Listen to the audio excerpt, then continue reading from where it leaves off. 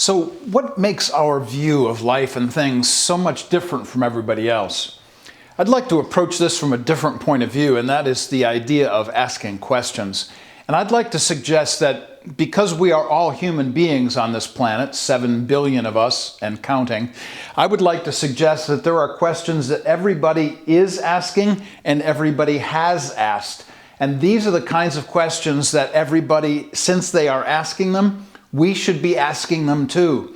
And we should have answers for these kinds of questions from a decidedly Christian point of view. So here are some of those questions that all people in all places, at all times, in all cultures have always asked and still continue to ask today. There is no culture, no time, no people, no place where these questions are not being asked. So here they are.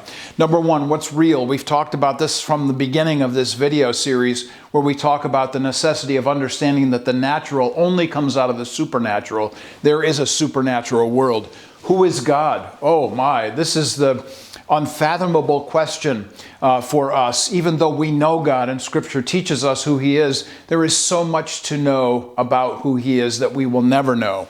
Who are we as human beings? The dignity and depravity issue come into play. We've talked about that. The issue of purpose, my reason and meaning for life. Why am I here? We hear those kinds of questions all the time. Where do I get my knowledge from? Is this knowledge something that I create? Is it from tradition? We've talked about some of these things in the past as well. These too are questions people are asking. What is right and wrong? And where do these standards for right and wrong come from? My question about ethics. The issue of history, this is a magnum opus as far as I'm concerned. How do we truly understand how we think differently than everybody else about history? And why does that matter so much? And then finally, what happens when we die? Everybody is asking these questions.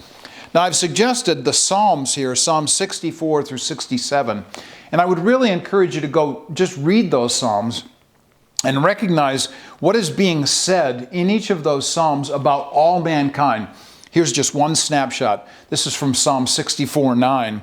Then all mankind will hear, and they will tell what God has brought about, and they will ponder what He has done. Notice the statement, all mankind is going to ponder what God has done.